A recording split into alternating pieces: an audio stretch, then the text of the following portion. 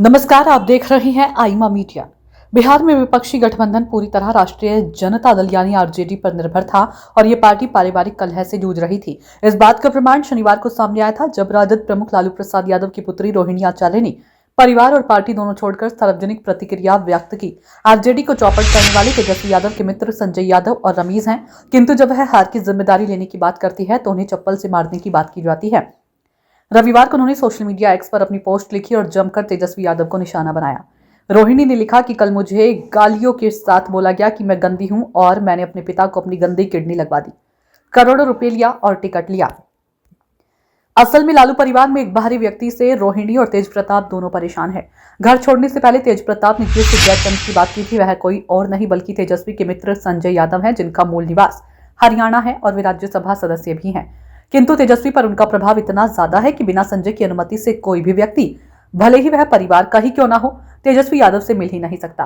तेज प्रताप इसी संजय यादव को जयचंद कहते हैं और उन पर परिवार की एकता को चौपट करने का खुलेआम आरोप लगाती हैं। रोहिणी मामले में भी रविवार को तेज प्रताप ने आक्रोश व्यक्त किया और कहा कि बहन का अपमान हुआ है और अब सुदर्शन चक्र चलेगा। तेज प्रताप यादव ने एक सार्वजनिक कार्यक्रम और सोशल मीडिया के जरिए स्पष्ट चेतावनी दी कि वह अपनी बहन के सम्मान से कोई भी समझौता नहीं करेंगे। उन्होंने साफ शब्दों में कहा कि जो भी मेरी बहन का अपमान करेगा उसके खिलाफ कृष्ण का सुदर्शन चक्र चलेगा। तेज प्रताप ने अपने इंस्टाग्राम पोस्ट में सीधे तौर पर हमलावरों को जयचंदो कहकर संबोधित किया और कहा उन्हें अंजाम भुगतने की धमकी दी। इंस्टाग्राम पोस्ट में उन्होंने लिखा, मेरी बहन के साथ जो हुआ वह असहनीय है। सुन लो जयचंदो, परिवार पर वार करोगे तो बिहार की जनता तुम्हें माफ नहीं करेगी। चप्पल उठाने की घटना ने दिल में आग लगा दी, अब सुदर्शन चक्र चलेगा। उन्होंने कहा कि यह हमला सिर्फ परिवार पर नहीं बल्कि बिहार की अस्मिता पर है और इसका जवाब कठोर होगा। रोहिणी ने इसी संजय यादव को निशाना बनाते हुए एक्स पर लिखा कि सभी बेटी बहन जो शादीशुदा हैं उनको मैं बोलूंगी कि जब आपके मायके में कोई बेटा भाई हो तो भूलकर भी अपने भगवान रूपी पिता को नहीं बचाएं और अपने भाई उस घर के बेटे को ही बोले कि वह अपनी या अपने किसी हरियाणवी दोस्त की किडनी लगवा दें। रविवार को तो रोहिणी ने सब कुछ सोशल मीडिया एक्स पर ही लिखा, किंतु शनिवार को उन्होंने पत्रकारों से बात करते हुए एयरपोर्ट पर कहा था कि 243 सीटों में से यदि आरजेडी को मात्र 25 सीटें ही मिल सकी तो आखिर पार्टी की इस दुर्दशा के लिए कौन जिम्मेदार है।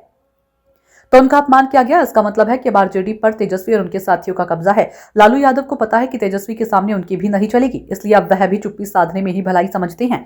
रविवार को रोहिणी आचार्य ने बिहार चुनाव में महागठबंधन की करारी हार के बाद पारिवारिक कलह के दौरान हुई घटनाओं का भी जिक्र किया।